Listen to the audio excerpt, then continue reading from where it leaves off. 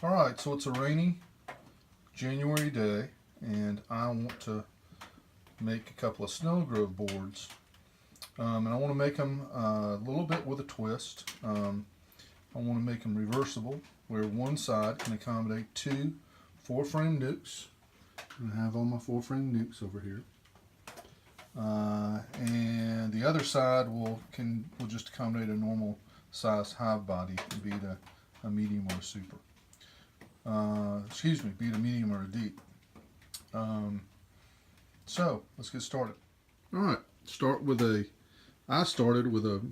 a half-inch piece of plywood, cut the size of a regular Langstroth hive.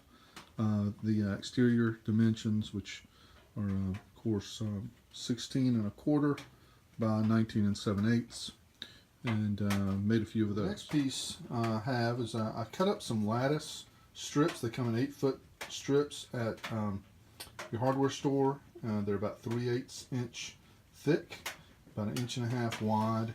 Again, they come in 8-foot sticks, and I bought about 4 or 5 of them. Honestly, I don't know how far that's going to go. I'm actually making a few of these. Okay, next we just find the midline of our board. Cut a strip of the lattice about 19 7/8 inches long.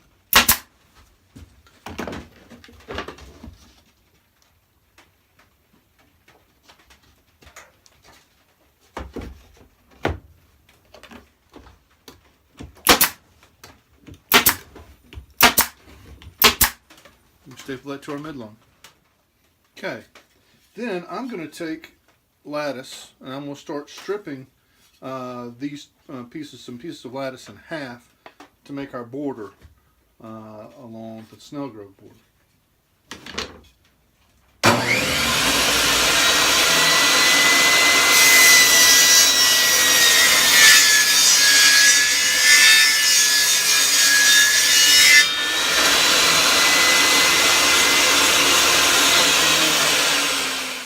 Really, the rest is just taking these strips that you've cut in half and kind of sizing them out along and marking along your board of how long your strips need to be.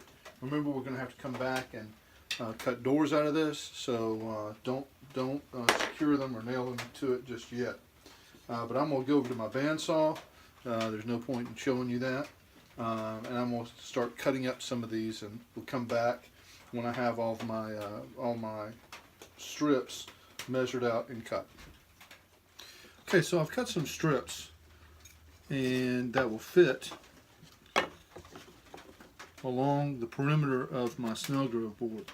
Keep in mind, this is going to be the 4 nuke side, so this ridge right here is going to be, that I've already mounted in here, is going to serve that half the nuke is going to sit on this side, half the nuke on this side. So this compartment right here will be one of the compartments for the nuke. So what I've done is I found the midsection of this nuke right here, and that's where I want to put a door, one of the pivoting doors to my Snelgrove board. So I've already marked that midsection on the board. I'll mark it again. I generally want to make about a 3-inch door. So I'm going to go and cut that 3-inch door. Okay, you're going to mark these doors. You're going to cut these doors at 45-degree angles to help you get them open and closed. So I've marked them 3 inches apart. And we'll go over to my bandsaw and cut my first door at 45s. So I've taken that one piece and I've cut it into 3 pieces at 45-degree angles to mount onto my Snelgrove board to make my first door on my first side. So I'll just staple that on.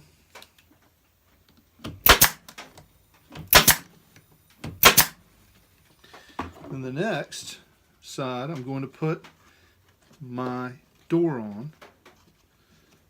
And let me show you how we're going to do that. All right, I have a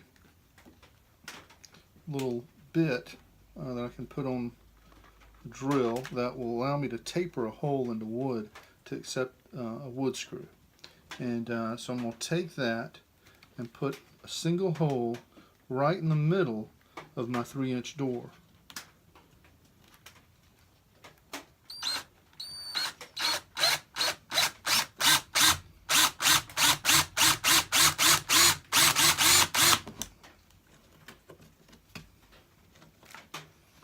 Okay, so now I have a tapered hole in that door. I'm then going to take a wood screw, a number 6 3/4 inch wood screw,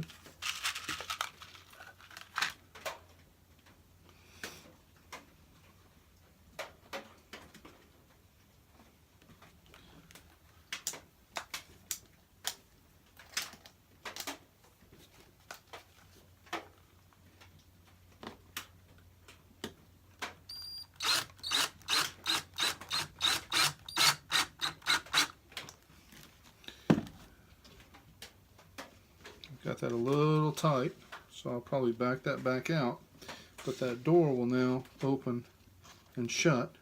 And then we'll take my final piece that I cut that 3-inch door out of, and I'm going to put a couple of staples in it.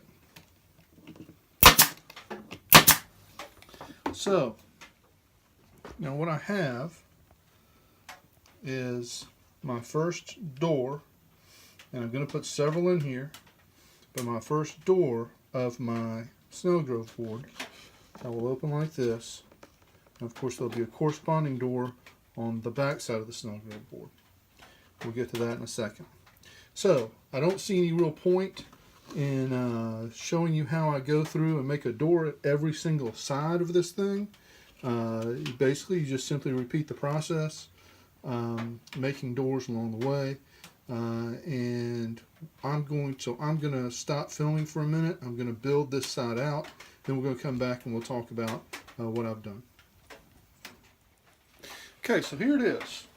This is going to be the 4-nuke side of the Snelgrove board, and I'm going to go ahead and open my gates. Okay, so this is going to be the front of the hive down here. There are no gates down here. Your bees are going to be coming in below this into their normal entrance when you put the Snelgrove board on. And then you're going to manipulate these gates.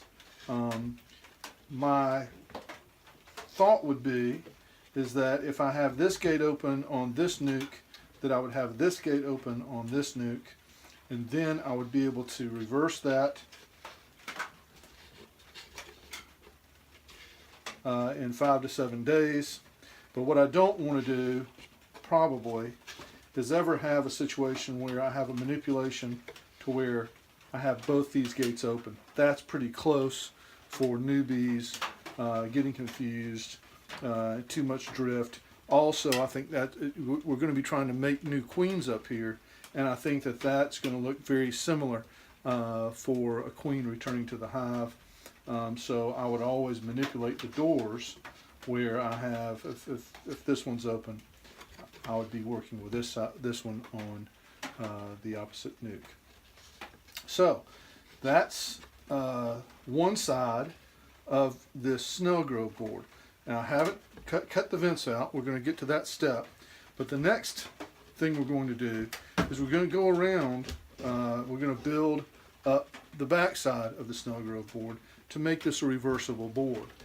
And all the back side is going to be is it's going to be the exact same thing built out, except it's not going to have this middle divider in it. And what that allows me to do is let's say I don't have such a strong production hive that I'm trying to split, and instead I have just an average spring hive buildup. What I would do is put my new split, put a single deep on top of the Snelgrove board on this side that will be built out, and not try to make 2 nukes out of it. However, if I have a really strong production hive, one that's kind of going gangbusters early in the spring, looking robust. I caught it right. You know, it hasn't swarmed yet, which is my problem in Alabama.